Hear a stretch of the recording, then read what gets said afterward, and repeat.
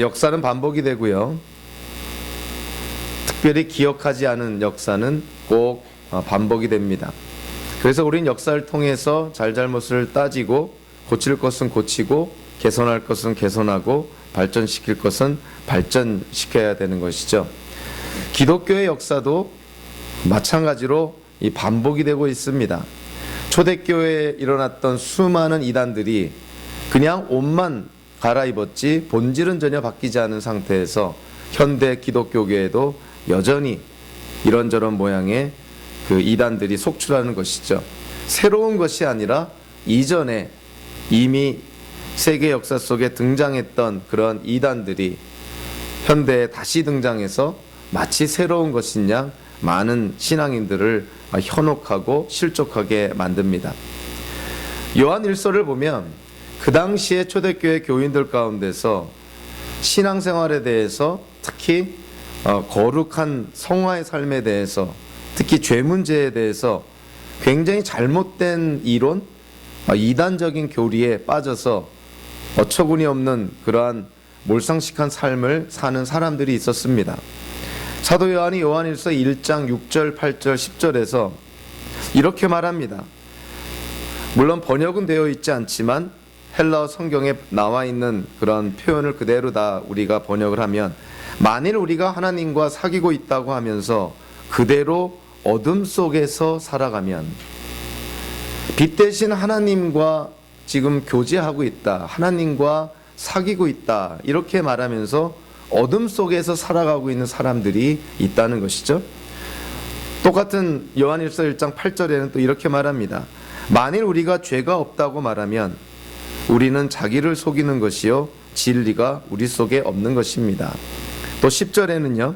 만일 우리가 죄를 지은 일이 없다고 말하면 우리는 하나님을 거짓말쟁이로 만드는 것이요 하나님의 말씀이 우리 속에 있지 아니합니다. 기독교인이라고 하면서 진리가 그의 안에 있다고 하면서 빛 대신 하나님과 교통교제한다고 하면서 첫째, 어둠 속에 거하는 사람들이 있다는 것이죠. 자기는 전혀 문제가 안 된다고 생각하는 것 같습니다. 두 번째 부류의 사람은 자기는 무슨 특별한 이론, 특별한 어떤 지식을 가져서 이제는 죄를 짓지 않고 있다. 나는 이제는 더 이상 죄를 행하지 않고 있다. 이렇게 생각하는 그런 기독교인들이 또 있었다는 것이죠.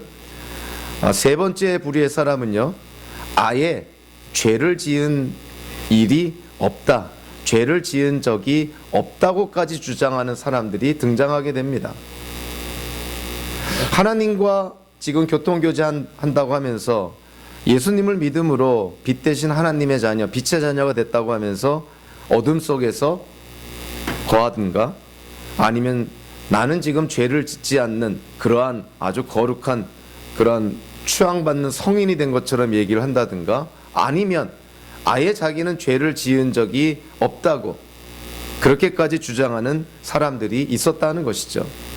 사도 요한이 요한일서를 쓸 때 초대교회에 그런 부류의 사람들이 있었다는 것입니다. 멀쩡히 교회를 다니고 멀쩡히 기독교인이라고 고백하는 사람들이 어둠에 행하고 즉 악을 저지르고 죄를 짓던가 아니면 자기는 마치 죄를 극복한 사람이냐 살아오면서 죄를 지은 적이 없는 것처럼 그렇게 자기를 얘기하는 그런 부류의 사람들이 있었다는 것이죠. 첫 번째 부류의 사람, 하나님의 자녀라고 하면서 아무 생각 없이 어둠 속에 거하고 어둠 속에서 살아가는 사람들, 그들은 일종의 율법 폐기론자들입니다. 하나님의 율법을 지킬 필요가 없다는 것이죠. 자기는 예수 그리스도를 통해서 다 용서를 받았으니 이제는 율법이 나에게는 아무런 의미가 없다. 내가 무슨 죄를 지어도 어떠한 불순종을 해도 나는 예수 그리스도 안에서 다 용서받았으니까 하나님의 율법은 더 이상 내가 지킬 필요가 없다. 이렇게 생각하는 율법 폐기론자들이 있었습니다.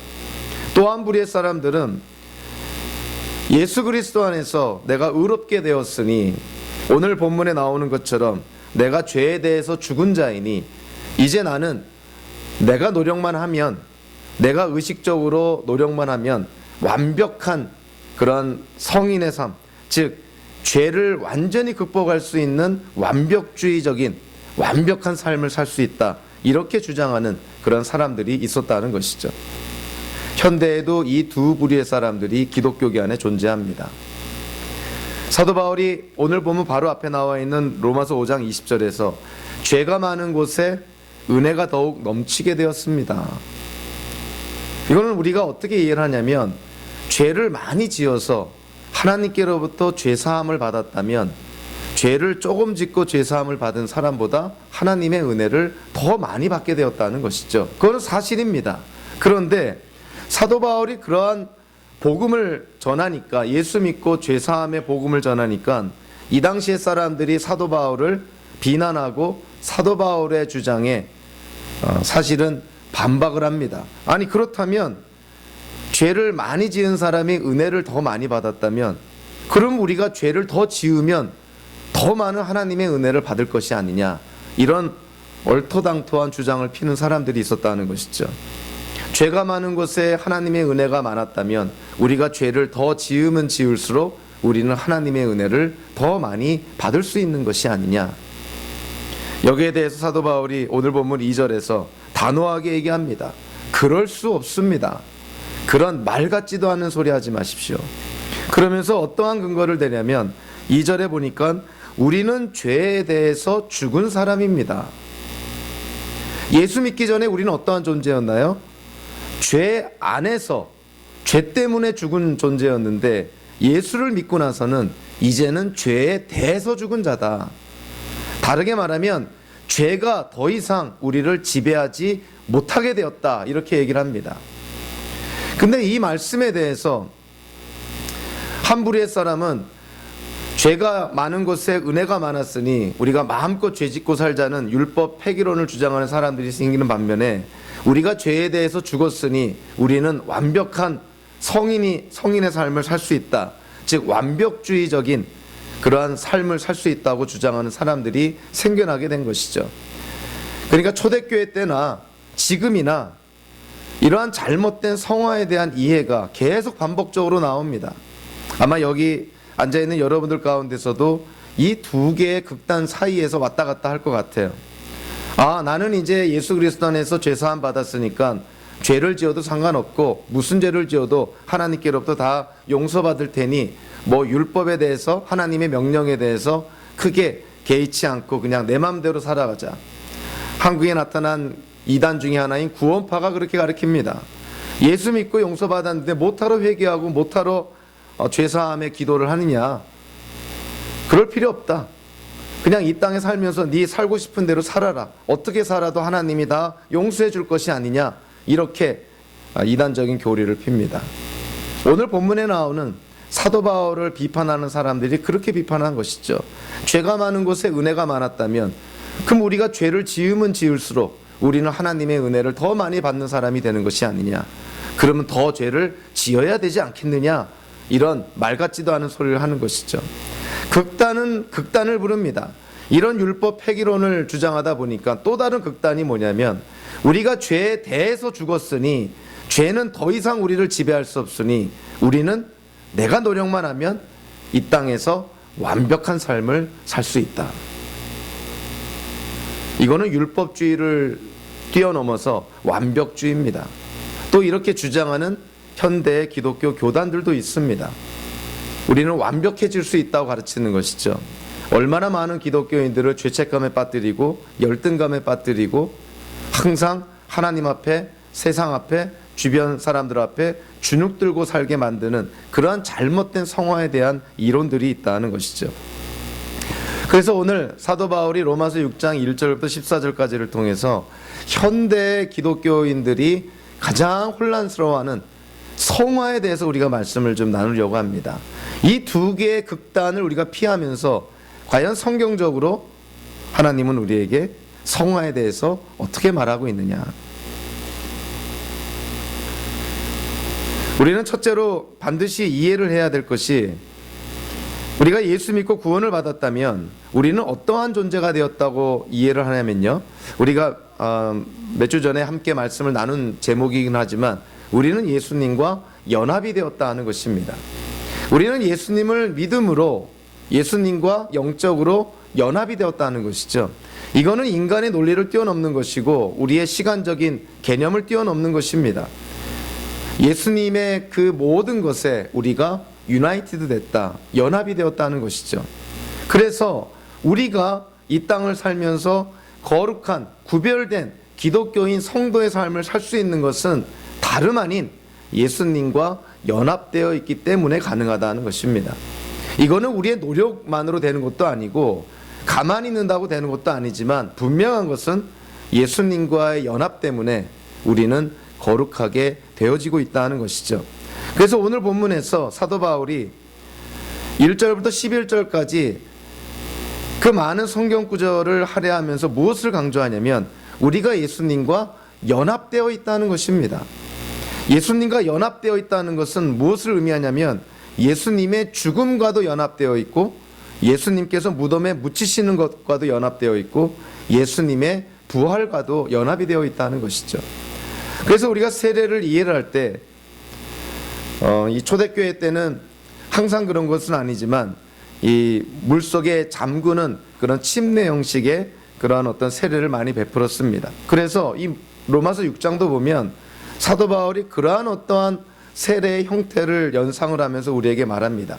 우리가 예수 믿고 우리의 신앙을 고백함으로 예수님의 하나님께로부터 구원과 영생을 받았다는, 하나님의 자녀가 되었다는, 새 언약의 백성이 되었다는 그 공개적인 그 징표가 뭐냐면 세례였던 것이죠.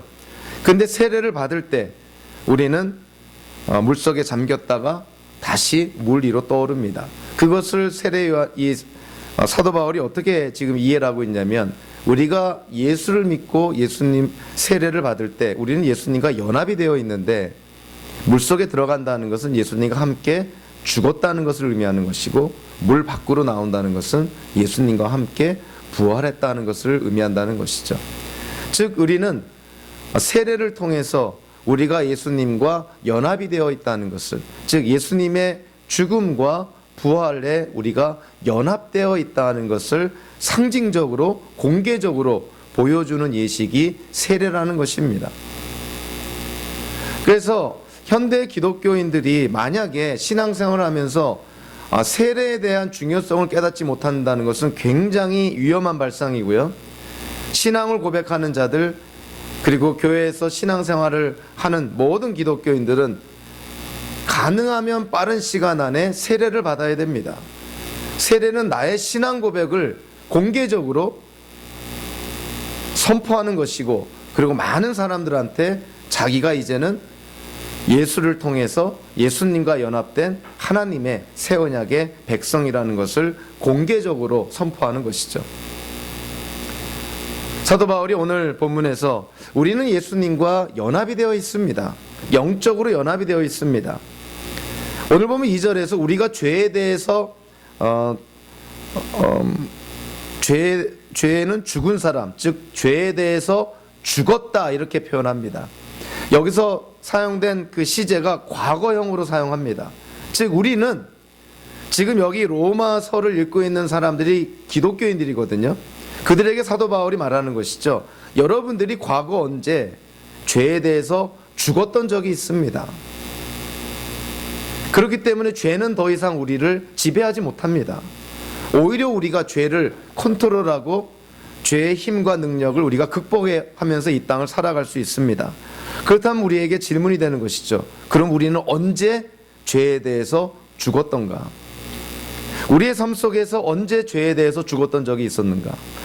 어떤 특별한 사건이 뭐였나? 3절부터 11절까지를 쭉 보면서 사도 바울이 어떠한 논리로 피고 있냐면 예수님께서 죄에 대해서 죽었다는 것이죠. 예수님께서 십자가상에서 물론 예수님의 죄 때문은 아니고 우리의 죄를 짊어지고 예수님이 십자가에서 죽으셨다는 것입니다. 한 번의 죽음으로 이 땅의 모든 죄 문제를 다 해결하셨다는 것이죠. 예수님이 십자가에서 죽으셨는데 우리도 죄에 대해서 죽었다 사도 바울이 얘기를 합니다. 그러면 예수님의 십자가의 죽음과 우리가 죄에 대해서 죽은 것과 어떠한 연관성이 있을까요? 그것은 바로 연합이라는 단어에 나와 있습니다. 우리가 예수님과 연합되었기 때문에 예수님이 십자가에서 죽으실 때 우리도 같이 죽었다는 거예요. 그래서 사도 바울은 예수님이 십자가에서 죄에 대해서 죽으셨던 것처럼 예수님과 연합된 모든 기독교인들도 죄에 대해서 죽은 것입니다. 저와 여러분들이 죄에 대해서 죽었다는 것이죠. 왜요? 예수님과 연합이 되어 있기 때문에. 그래서 예수님이 십자가에서 우리의 죄 때문에 죽으셨을 때 우리가 바로 그 자리에 있었다는 것입니다. 그 영적인 연합을 지금 사도 바울이 강조하는 것이죠. 여러분들 십자가에 못 박힌 것이 4가지가 있는데요. 그 4가지가 뭘까요? 성경의 지식이 얼마나 있는지 테스트해 볼 수 있는 좋은 질문이긴 한데, 십자가에 못 박힌 것이 4가지가 있습니다. 첫 번째로 떠오르는 것이 뭘까요? 예수님이 유대인의 왕이라는 그러한 글자가 써인 팻말이 십자가에 못 박힙니다. 즉 예수님이 십자가에서 돌아가실 때 로마의 병사들이 예수님을 유대인의 왕이다 이런 글자를 써서 십자가에다가 못 박죠. 그것이 첫 번째 것이죠. 두 번째로 십자가에 못 박힌 두 번째 것이 뭘까요? 당연히 예수 그리스도시죠. 예수님이 십자가에 못 박히십니다. 세 번째 것이 뭘까요? 사도 바울이 골로새서 2장 14절에서 뭐라 그러냐면, 우리의 죄로 말미암은 어떻게 보면 죄값, 빚이라고 표현하고 있는데, 우리의 죄값, 우리의 죄를 기록한 문서가 십자가에 못 박혔다 이렇게 얘기를 합니다. 즉 예수님이 십자가에 못 박히실 때 우리의 죄를 짊어지고 십자가에 못 박히셨다는 거예요. 그래서 십자가에 못 박히신 것은 예수님뿐만이 아니라 우리의 죄까지도 십자가에 못 박혔노라. 그리고 마지막으로 오늘 보면 6절에서 대표적으로 나오죠. 우리의 옛사람이 그리스도와 함께 십자가에 달려 죽은 것은, 십자가에 못 박힌 4번째 것이 뭡니까? 바로 저와 여러분들이라는 것이죠. 우리가 예수를 믿음으로 예수님과 영적으로 연합되어 있기 때문에 예수님이 십자가에 못 박히실 때 우리도 같이 못 박혔다는 것입니다. 그래서 예수님께서 죄에 대해서 죽으셨을 때 우리도 죄에 대해서 죽었다는 것이에요. 그래서 사도 바울이 아니 죄가 많은 곳에 은혜가 많다고 해서 죄를 짓는다? 그거 말도 안 됩니다. 왜냐하면 기독교인들은 예수님께서 십자가에서 죽으셨을 때 우리도 십자가에서 죄에 대해서 죽은 자이기 때문에, 아니 죄에 대해서 죽었는데 죄가 어떻게 우리를 지배할 수 있겠는가? 그건 말이 안 된다는 거예요. 사도 바울의 논리는 아주 단순합니다. 우리가 죄에 대해서 죽었기 때문에 죄는 우리에게 아무런 영향력을 끼치지 못한다. 다르게 말하면 죄는 더 이상 우리를 지배하지 못한다는 것이에요. 여러분들, 우리가 무엇인가에 대해서 죽었다고 한다면 그 대상은 더 이상 우리에게 어떤 지배력이 없습니다. 우리가 죄에 대해서 죽었다. 죄는 더 이상 우리에게 지배력이 없는 것이죠. 우리를 다스리지 못한다는 것입니다. 사도 바울이 우리가 예수를 믿음으로 구원을 받았다는 것은 다름 아닌 예수님과 연합이 되었다는 것이고, 그리고 예수님과 연합됨으로 말미암아 우리는 모든 영적인 유익들을 받아 누리게 됩니다. 예수님의 죽음으로 말미암아, 또 예수님의 부활로 말미암아 우리는 의롭게 되었고 영생을 누리게 되었고 하나님의 자녀가 되었고, 정말 하나님의 신령한 축복들을 예수님과 연합을 통해서 우리는 받아 누리게 되었다는 것이죠.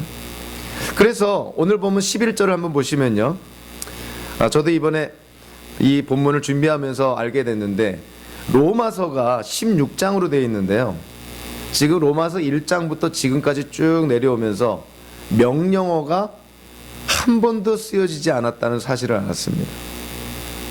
오늘 본문까지 명령어가 한 번도 쓰여지진 않았어요. 그러니까 사도 바울은 지금 로마에 있는 기독교인들에게 로마에 방문해서 또 그들을 만나서 교제하고 그들을 대상으로 사역하기 전에 복음을 지금 체계적으로 그들에게 전하기 위해서 지금 앞에 1장부터 오늘 본문까지요, 명령어가 없었다는 것입니다. 다 직설법적으로, 즉 복음에 대해서 체계적으로 설명을 했다는 것이죠. 그래서 오늘 본문에서 처음으로 로마서에 명령어가 나옵니다. 여태까지 사도 바울이 설명을 했다면 이제는 그 설명의 기초에서 이렇게 살아라 하고 명령어가 나옵니다. 로마서에서 제일 먼저 나타난 명령어, 그것이 바로 11절의 말씀입니다. 근데 번역 성경으로는 좀 이렇게 딱 와닿진 않지만 헬라어 성경을 보면 이 동사가 명령어로 나와 있어요. 헬라어 동사의 원어적인 의미는 영어로 표현하면 카운트하라는 것입니다. 여러분들을 이렇게 카운트해라, 이런 것입니다. 근데 11절에 보니까 어떻게 카운트하라고요? 죄에 대해서는 죽은 사람처럼 카운트하고 그리스도 안에서 살아있는 사람으로 카운트해라. 그러니까 예수 믿고 구원받은 자들은 이제 어떻게 자기 자신을 바라봐야 된다고요? 죄에 대해서는 죽은 자요, 그리고 하나님을 위해서 예수님이 부활하셨기 때문에 예수 그리스도 안에서 우리는 살아있는 사람으로 카운트해라, 이런 것입니다. 성경의 말씀은 항상 순서가 있고 논리적인 전개가 있습니다. 우리가 무엇을 해야만 하나님이 무엇을 우리에게 주시는 것이 아니라 하나님은 먼저 주시고 그리고 우리에게 무엇인가를 요구를 하십니다. 성경은 항상 우리에게 당신은 어떠한 사람이 되었다고 먼저 얘기를 합니다. 신분이 바뀌었다고 얘기를 합니다. 그리고 그 신분에 합당하게 살라고 요구를 하는 것이죠. 11절에서 사도 바울이 얘기하는 게 뭐냐면, 여러분들은 죄에 대해서 죽은 사람이요 그리스도 안에서 살아난 사람입니다. 그렇게 여러분 자신을 바라봐라. 그렇게 여러분 자신을 카운트해라, 이런 것입니다. 그리고 나서 우리가 죄에 대해서 죽은 사람이요 예수 그리스도 안에서 살아난 사람으로 그렇게 우리를 바라보고 나서 이제 어떻게 살아야 될지를 사도 바울이 얘기를 하고 있는 것이죠. 그러니까 사도 바울의 논리도 마찬가지인 것이죠. 예수 믿은 자들은 신분이 바뀌었다는 거예요. 죄와의 관계가 바뀌었다는 것입니다. 예수 믿기 전에 우리는 죄 안에서 죽었던 자들이고 죄에 의해서 지배를 받았던 자들인데, 이제는 예수님과 연합됨으로 말미암아 우리는 죄에 대해서 죽은 자고, 죄는 더 이상 우리를 지배하지 못하고 우리는 오히려 부활하신 예수 그리스도 안에서 새 생명을 갖고 살아가는 존재가 되었다는 거예요. 이거는 인간적인 논리, 세상적인 시간의 개념을 초월하는 것입니다. 우리가 예수를 믿음으로 말미암아 예수님과 연합되어 있기 때문에 예수님께서 이 땅에 행하신 모든 것들이 다 우리에게 그대로 적용이 되는 것이죠. 그래서 예수님의 죽음도 예수님의 부활도 그것이 직접적으로 우리에게 적용이 됩니다. 왜요? 우리가 예수님과 연합이 되어 있기 때문에 그렇다는 것이죠. 예수님께서는 실제로 공생의 기간 동안에 제자들에게 이렇게 말합니다. 나는 포도나무여 너희는 가지이다. 사람이 내 안에 머물러 있고 내가 그 안에 머물러 있으면 그는 많은 열매를 맺는다. 너희는 나를 떠나서는 아무것도 할 수 없다. 예수님이 포도나무요 우리는 가지다. 여러분들, 가지가 나무에 붙어 있어야 생명을 유지할 수 있고 열매도 맺습니다. 결국 가지가 열매를 맺는 것은 나무 때문인 것이죠. 가지 자체의 능력이 있어서 그런 것이 아니죠. 근데 만약에 가지가 나무에서 떨어져 나간다면 한동안은 살아있는 것처럼 보이지만 결국은 죽는 것이죠. 예수님과 우리의 관계가 그렇다는 것입니다. 우리가 예수를 믿으면 예수님과 연합이 되어 있다. 즉 예수님과 식물학적으로 보면 접목되었다는 것이죠. 우리가 가지 있는데 나무 대신 예수님께 우리가 접목되었다. 그래서 예수님께로부터 오는 생명을 우리가 받아 누리면서 이 땅을 살아가고 있다는 거예요. 성령의 열매를 맺는다. 그 열매를 맺는 것이 마치 우리가 잘해서, 우리가 노력해서, 우리 힘에 의해서 열매를 맺는 것 같지만, 사실 가지에서 열매를 맺는 거 가만히 생각해 보면 가지에게 크레딧을 줄 것이 아니라 사실은 나무 자체로부터 영양분이 옵니다. 그래서 가지에서 열매가 맺히는 것이죠. 성령의 열매의 주체는요, 물론 우리의 책임도 있지만 가장 근원적인 주체는 바로 하나님이시다는 거예요. 우리는 성화 그러면 우리가 노력해야 된다, 우리가 애써야 된다, do's and don'ts를 우리가 나름대로 해서 이것은 해야 되고 이것은 말아야 되고, 그래서 우리가 조금이라도 한 가지를 더 하면 우리는 마치 그 예수님을 좀 더 닮아가는 것 같고 좀 더 거룩해지는 것 같고, 우리의 책임 소재도 있지만 그거보다 더 근원적인 것은 우리가 거룩하게 되는 것은 하나님의 은혜입니다. 우리가 예수님과 연합되어 있기 때문에 거룩해지는 것이죠. 예수님과 연합되어 있지 않다면 이 세상 어느 누구도 거룩해질 수 없다는 것입니다. 그래서 성화, 거룩하게 되는 것, 예수님을 닮아가는 것도 하나님의 은혜요 선물이라는 것입니다. 그래서 우리가 신앙생활하면서 1년 전, 5년 전의 나의 모습과 지금의 나의 모습을 비교해 봤을 때 조금이라도 발전이 있었고 조금이라도 진전이 있었다면 하나님의 은혜라는 거예요. 하나님의 은혜가 있기 때문에, 포도나무 대신 예수님 때문에, 우리가 예수님과 연합되었기 때문에 예수님으로 말미암아 우리는 거룩하게 되었다는 것입니다. 그래서 우리는 자연스럽게 이 부분을 우리가 짚고 넘어가지 않을 수가 없는 것이죠. 성화는 과연 누구의 역사인가? 즉 성화의 주체가 누군가?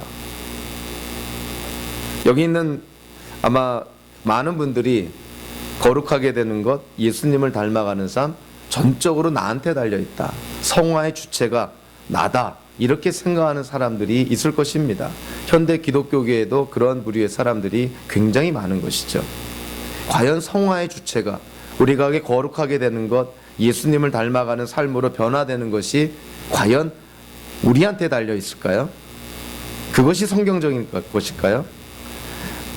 우리 개인적인 어떤 선호, 우리의 어떤 취향을 얘기하는 것이 아니라 과연 성경은 뭐라고 말씀하고 있는가?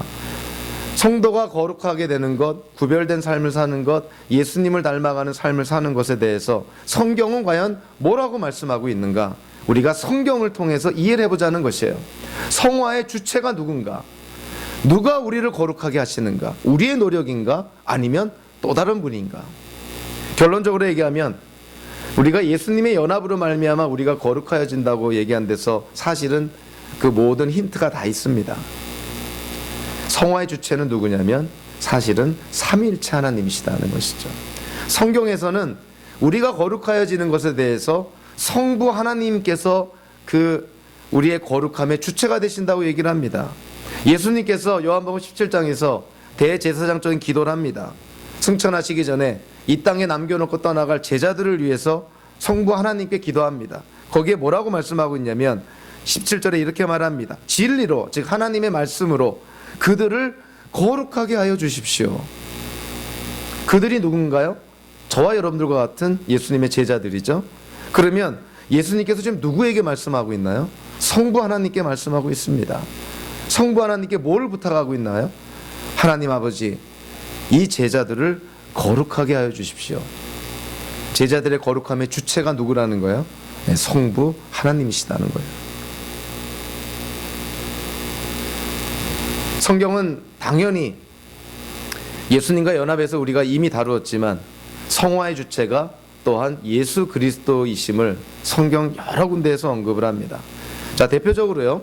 에베소서 5장 25절부터 27절까지 남편과 아내 비유를 들면서 교회와 예수님과 교회와 그 다음에 성도의 관계를 언급을 합니다. 25절 27절을 제가 읽어드리면 이렇게 성경에 기록되어 있습니다. 남편되니 여러분 아내를 사랑하기를 그리스도께서 교회를 사랑하셔서 교회를 위해서 자신을 내주신 같이 하십시오. 그리스도께서 그렇게 하신 것은 교회를 물로 씻고 말씀으로 깨끗하게 하여서 거룩하게 하시려는 것이며. 자, 누가 교회를 물로 씻고 말씀으로 깨끗하게 하여서 거룩하게 하신다는 것입니까? 누가요? 예수님께서 그렇게 하신다는 겁니다. 교회를 구성하는 우리가 지체잖아요. 그러면 예수님이 물로 씻어서 말씀으로 공동체를, 교회를 거룩하게 한다는 것은 결국은 저와 여러분들을 예수님이 거룩하게 하신다는 거예요. 여기서 물로 씻는다는 것을 성경학자들 대부분은 세례라고 이해를 합니다. 그래서 우리가 거룩하게 되어지는 하나의 그 방법, 방편 중에 하나가 바로 성례라고 얘기를 합니다. 그래서 우리는 세례를 받을 때, 또 성찬식에 참여할 때 하나님에 의해서 우리는 거룩하여진다는 것이죠. 당연히 말씀으로 거룩하여진다. 하나님의 말씀이 또한 성화의 방편입니다. 우리는 하나님의 말씀을 통해서 거룩하여지는 것이죠. 자, 우리가 이 본문을 통해서 깨닫게 되는 것이 저와 여러분들이 거룩하게 된다. 예수님과의 연합으로 거룩해진다 그랬습니다. 성부 하나님에 의해서 거룩해진다 그랬습니다. 성례와 같은 세례와 성찬식을 통해서 우리가 거룩해지고, 그리고 하나님의 말씀으로 우리가 거룩해진다. 성부 성자뿐만이 아니고요, 성경에서는 특히 사도 베드로와 사도 바울은요, 그의 서신서에서 성령이 우리를 거룩하게 하신다고 여러 번 반복적으로 얘기를 합니다. 자, 그러니까 성화의 주체가 누구냐면, 성경에서 뭐라고 말씀하고 있냐면, 성화는 성부 하나님, 성자 예수 그리스도, 성령의 하나님께서 주체가 되신다는 거예요. 그분들이 주도적으로 이끌어 가신다는 것이죠. 그래서 저와 여러분들이 이전보다 좀 더 거룩한 성도의 삶을 살 수 있게 됐다면, 우리는 무엇보다도 먼저 하나님께 감사해야 됩니다. 그것이 마땅한 도리라는 것이죠. 성화의 주체가 하나님께 있기 때문에 그렇다는 것이죠. 우리는 여기서 한 가지를 더 좀 살펴보고 싶은 것이 있는데, 우리는 종교개혁 때 대표적인 슬로건처럼 이신칭의를 중요하게 생각합니다. 우리는 믿음으로 의롭게 된다. 당연한 것이죠. 우리의 행위가 아니라 예수님을 믿기만 하면 예수님의 의로움을 우리가 덧입어서 하나님 앞에 우리가 의롭다 여김을 받는다는 것 아닙니까? 이신칭의. 자, 그런데 성경은 굉장히 중요한 말씀을 합니다. 우리는 믿음으로 의롭게 되는 것뿐만이 아니고 우리는 믿음으로 거룩하게 되었다고 얘기를 합니다. 믿음으로 거룩하게 되었다. 이신칭의뿐만이 아니고 이신성화로 얘기를 하는 것이죠. 믿음은 우리를 의롭게 해줄 뿐만이 아니라 믿음은 우리를 거룩하게 했다 하는 것입니다. 우리가 어떻게 거룩해집니까? 믿음이 또 하나의 방편이라는 것이죠. 아주 쉽게 예를 들면 우리가 예수님과 어떻게 연합이 되어 있습니까? 뭐로 말미암아요?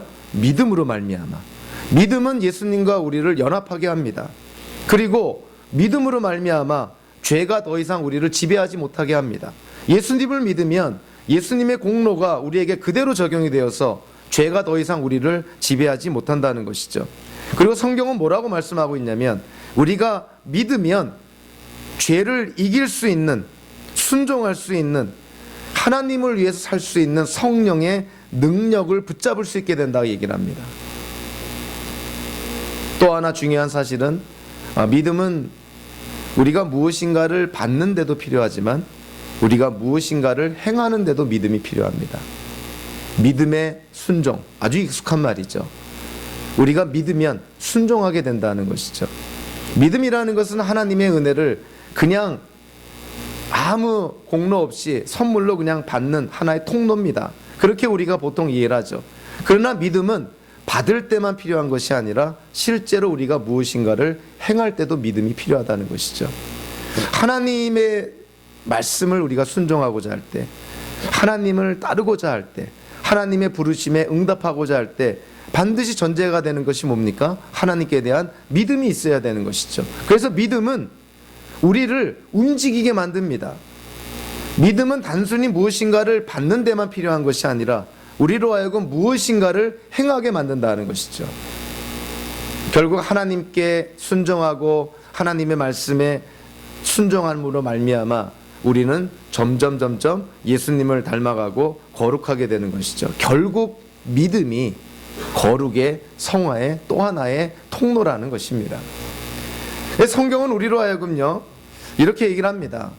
성도가 시간이 갈수록 예수님을 닮아가는 그런 성화의 삶을 살 수 있는 것은 예수님과 연합되어 있기 때문입니다. 삼위일체 하나님의 역사이기 때문입니다. 그리고 하나님의 말씀 때문입니다. 그리고 믿음 때문입니다. 이렇게 얘기를 합니다. 우리에게 공로로 돌려질 말이 아직도 나오고 있질 않아요. 모든 것이 다 하나님의 역사라는 거예요. 우리가 거룩하게 되는 것, 우리가 예수님과 연합되어 있기 때문에 예수님 때문에 우리가 거룩하게 되는 것이지 우리 스스로 자가 발전해서 거룩하게 되는 것이 아니라는 것이죠.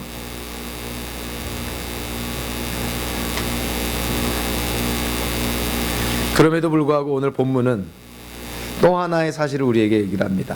자, 1절부터 11절까지 우리가 예수님과 연합이 되어 있기 때문에 예수님과 함께 죽었고 예수님과 함께 살아나서 우리가 이 땅을 살아갈 때는 정말 새 생명, 예수 그리스도 안에서 새 생명을 갖고 살아가는 존재가 되었습니다. 그렇게 우리 스스로를 그렇게 여겨야 됩니다. 사도 바울이 그렇게 얘기를 합니다. 그런데 거기서 끝나지 않고 사도 바울이 오늘 보면 12절 13절에서 어떠한 중요한 요소를 또 덧붙입니다. 자, 성화라는 것은요, 물론 하나님이 주체이시고 하나님이 주도적으로 이끌어 가시지만 우리가 거룩하게 된다는 것, 예수님을 닮아간다는 것에는 우리의 책임도 있다는 것입니다.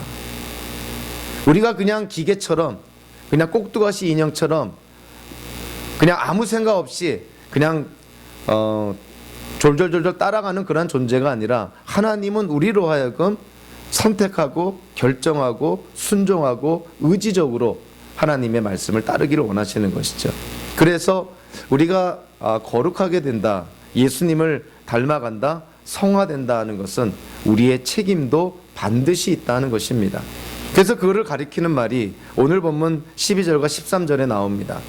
그러므로 이렇게 시작을 하죠. 사도 바울이 오늘 보면 12절에서 그러므로는 항상 그 앞에 있는 단락을 결론 지어서 얘기를 합니다. 내가 1절부터 11절까지 이렇게 설명했습니다. 그러니 로마의 기독교인 여러분들은 이렇게 살아야 됩니다 하고 명령어가 나오는 것이죠. 사도 바울은 직설법적으로 중요한 복음 진리를 설명한 다음에 항상 명령법으로 성도들로 하여금 결단하고 그리고 하나님의 말씀에 순종할 것을 촉구를 합니다. 그래서 12절 13절에 사도 바울이 권면하는 것이죠. 부정적인 권면도 있고 긍정적인 권면이 있습니다. 첫 번째로 보면 12절에 일단 명령어가 하나 나오는데요. 12절에 어떤 명령어가 나오냐면 죄가 여러분들을 지배하지 못하게 하십시오. 이것이 명령어입니다. 사도 바울이 로마의 기독교인들에게 죄가 더 이상 여러분들을 지배하지 못하게 하십시오. 여기에는 어떠한 존재가 있냐면 예수님과 연합되어 있어서 우리가 죄에 대해서 죽었는데 죄는 더 이상 우리를 지배할 수 없으니 여러분들이 그 죄가 여러분들을 지배하는 것을 얼마든지 막을 수 있다는 거예요. 기독교인들은 죄의 능력을 물리칠 수 있습니다. 죄가 죄인 걸 알기 때문에 우리는 죄를 물리칠 수 있다는 거예요. 성경은 우리에게 분명하게 얘기를 합니다. 예수 믿고 구원받은 자들 이제는 선과 악을 구별할 수 있고 순종과 불순종을 선택할 수 있고 마치 에덴 동산에서 아담과 하와가 하나님의 그 선악과 명령에 순종할 수 있고 또는 불순종할 수 있는 그런 자유의지를 받은 것처럼 현대 기독교인들이 그렇다는 것입니다. 사도 바울이 죄가 여러분들을 지배하지 못하게 하십시오. 그 가정이 뭡니까? 우리가 죄의 지배를 물리칠 수 있다는 거예요. 그러한 어떤 존재로 우리가 바뀌었다는 것입니다. 우리의 신분이 바뀌었다는 것이죠.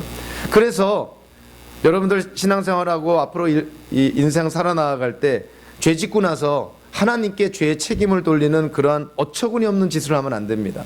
우리가 죄를 지었으면 그거는 100% 우리 문제인 것이에요.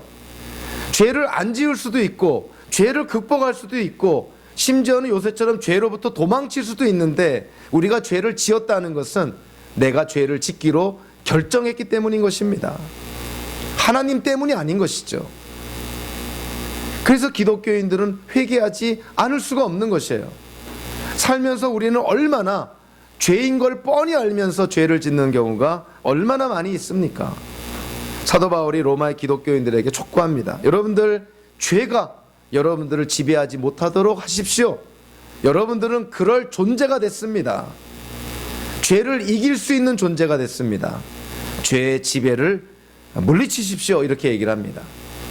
같은 맥락에서 13절 전반부에 보니까 사도 바울이 로마의 기독교인들에게 여러분을 불의의 연장, 즉 여러분의 삶 전체를 불의의 연장으로 바치지 마십시오.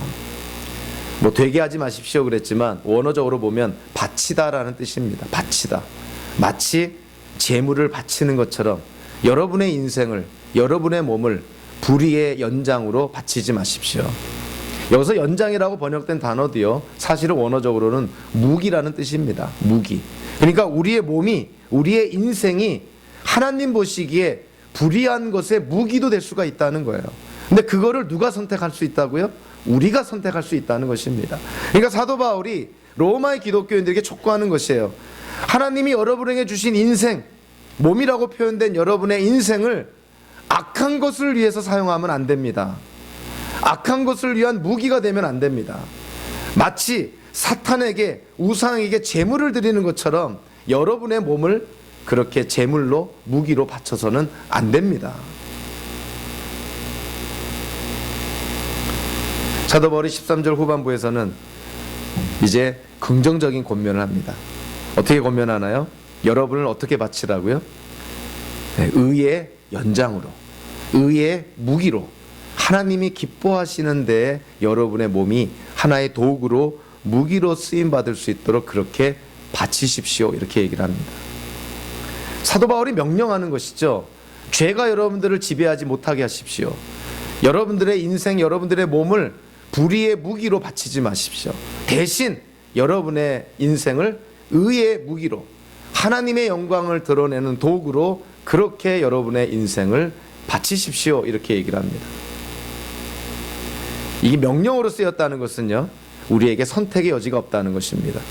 다른 말로 하면 우리가 이러한 삶을 살 수 있다는 거예요. 이러한 삶을 우리가 살 수도 없는데 사도 바울이, 하나님이 우리에게 이런 명령을 내릴 리가 없습니다. 충분히 이러한 삶을 살 수 있다는 거예요. 성도는 새로운, 하나님 안에서 새로운 신분을 가진 자니 이제는 죄가 더 이상 우리를 지배하지 못하니 죄를 물리칠 수 있고 이제는 우리의 인생을 하나님께 의의 무기로 바칠 수가 있다는 것입니다.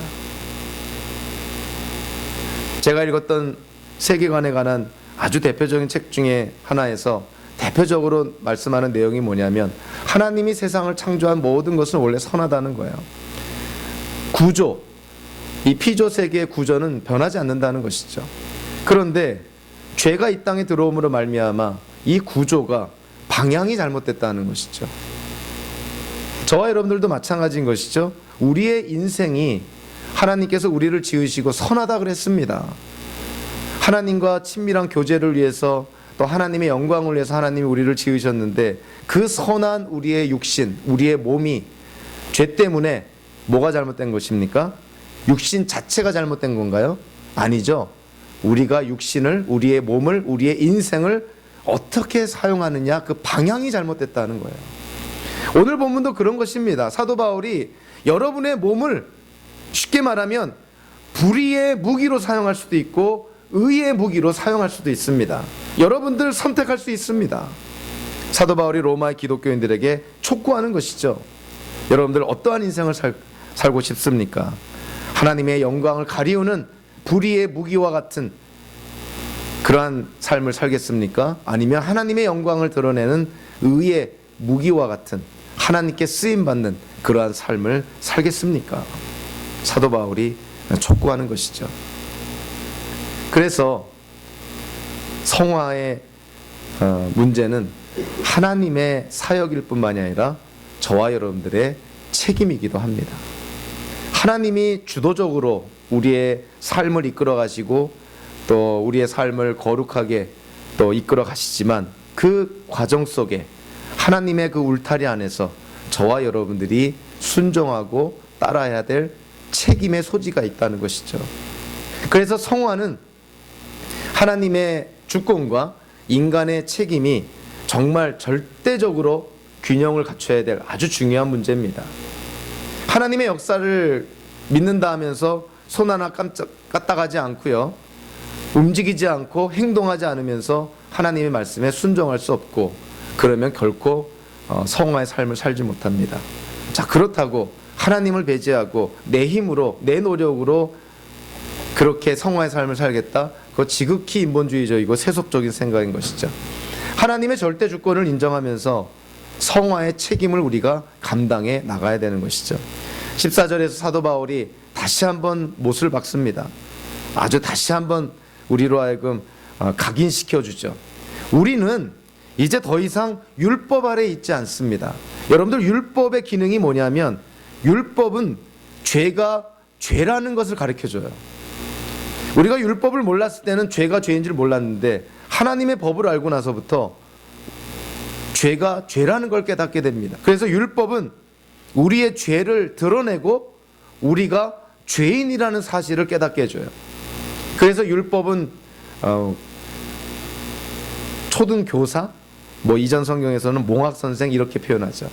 율법은 우리가 죄인임을 깨닫게 해줘서 우리로 하여금 누구로 인도한다는 거예요? 예수님께로 인도한다는 것이죠. 그래서 율법의 역할은 마치 교사의 역할과 같다. 우리가 율법 아래에 있다는 것은 우리가 율법으로 말미암아 죄책감을 느끼고 죄의 지배를 받고 죄인으로 살아간다는 것입니다. 그런데 사도 바울이 뭐라고 말하나요? 우리는 더 이상 율법 아래에 있지 않습니다. 자, 어디 아래에 있다고요? 은혜 아래에 있습니다.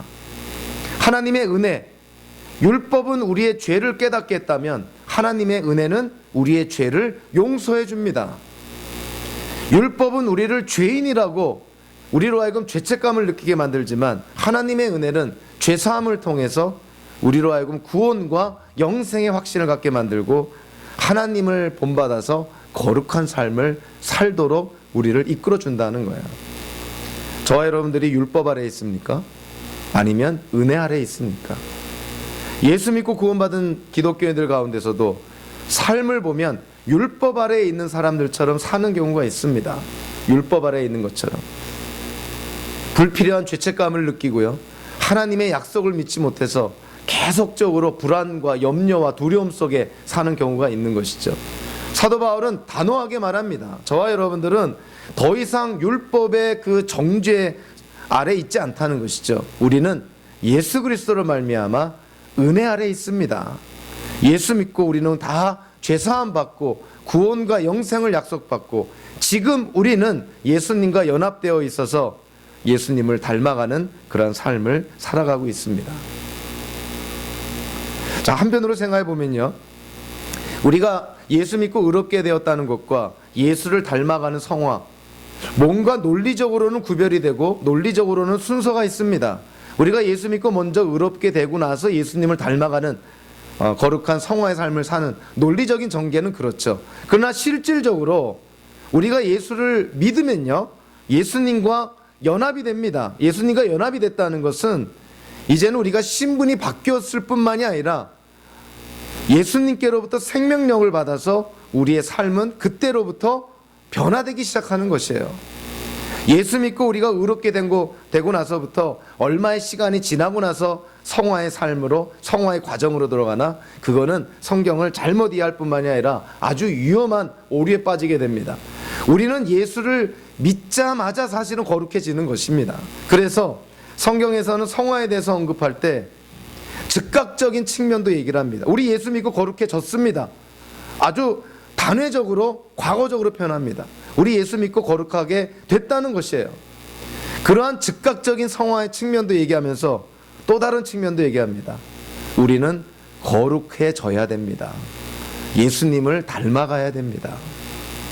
포도나무와 가지, 예수님과 우리의 관계를 이해하면 아주 쉽게 이해가 되죠. 가지인 우리가 포도나무에 접붙였을 때, 접붙이는 순간 우리의 신분이 바뀌는 것뿐만이 아니라 우리의 본질도 바뀌어지는 것입니다. 예수님을 믿는 그 순간에 우리는 하나님께로부터 의인이라 칭함을 받을 뿐만이 아니라 이제는 우리의 삶이 거룩한 삶으로 바뀌어지는 것을 의미합니다.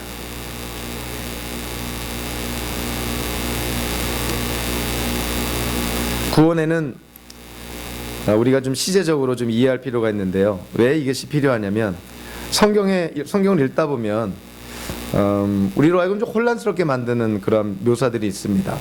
어떤 부분에 가서는 우리가 구원을 받았다고 얘기를 합니다.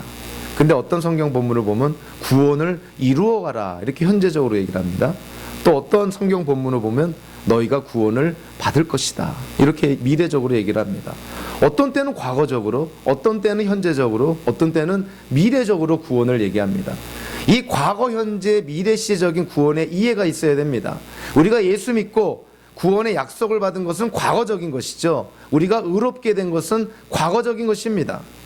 그러나 우리가 예수 믿고 이제 날마다 살아가면서 예수님을 닮아가는 성화의 과정을 겪는 것은 현재적인 것이죠. 우리가 현재 그렇게 살아야 된다는 것입니다. 구원을 이루어 나가라 하는 것은 우리의 노력으로 구원을 받으라는 것이 아니라 하나님께로부터 받은 구원의 약속에 의지해서 현재의 삶을 살 때 구원의 증거를 나타내라. 예수님을 닮아가는 성화의 삶을 살라고 그렇게 촉구하는 것입니다. 그리고 미래적으로 구원이 가까이 왔습니다. 구원을 받을 것입니다. 이거는 예수님의 재림을 통해서 우리가 누리게 될 영화를 의미합니다. 미래 예수님의 재림 때 우리가 온전하게 누리게 될 어찌 보면 구원의 완성, 영화를 가리키는 것이죠. 그래서 본문을 통해서 문맥을 통해서 이것이 구원의 과거적인 측면을 얘기하는 것인가, 현재적인 측면을 얘기하는 것인가, 미래적인 측면을 얘기하는 것인가, 우리가 좀 문맥적으로 이해할 필요가 있죠. 한마디로 성화는 칭의의 현재형입니다. 우리가 구원받았다는 것이 현재적으로 나타나는 것이 성화라는 것이죠. 여러분들이 구원받았다는 걸 어떻게 증명할 수 있습니까? 거룩한 삶으로 증명해야 된다는 것입니다. 여러분들이 본질적으로 존재가 바뀌었다는 거 어떻게 증명해야 됩니까? 여러분들의 삶의 열매로 증명해야 된다는 것이죠. 성화는 칭의와 구별된 개념이지만 결코 분리되지 않습니다. 그러니까 성화는 칭의의 현재형인 것이에요. 마찬가지로 영화도 칭의의 미래형인 것이죠. 우리가 예수 믿고 의롭게 되었다면, 하나님이 우리를 의인으로 삼아주셨다면 예수님이 이 땅에 오실 때 우리는 반드시 영화롭게 됩니다. 하나님의 약속이기 때문에 그런 것이죠. 사도 바울이 오늘 이 로마서 6장 1절부터 14절까지를 통해서 이 당시에 로마에 있는 기독교인들, 성화에 대해서 얼마나 많은 잘못된 개념들로 혼란스러워했는지 모릅니다. 하나님의 은혜로 예수를 통해서 구원을 받았으니 율법이 더 이상 필요 없다, 하나님의 말씀을 지킬 필요가 없다는 그런 율법 폐기론자들, 그와는 또 상대적으로 또 극단적으로 우리가 죄에 대해서 죽었으니 죄는 더 이상 우리와 관계가 없는, 우리는 죄를 얼마든지 우리가 노력하면 이겨낼 수 있는 어떤 그러한 대상으로 삼아서 우리는 이 땅을 소위 말하는 성인처럼 완벽주의적인 성도의 삶을 살 수 있다고 주장하는 그러한 또 다른 극단이 생겼던 것이죠. 사도 바울은 두 가지를 다 배격합니다. 물론 우리는 죄에 대해서 죽은 자이니 죄는 더 이상 우리를 지배하지 못합니다. 그럼에도 불구하고 여전히 죄는 우리 주변에 가까운 데 있습니다. 오히려 신앙적으로 성숙해진다는 것은 죄에 대해서 민감해지는 것입니다. 죄에 대해서 무뎌지는 것이 신앙이 좋은 게 아니에요. 죄에 대해서 민감해지는 것이 신앙적으로 성숙해지는 것입니다.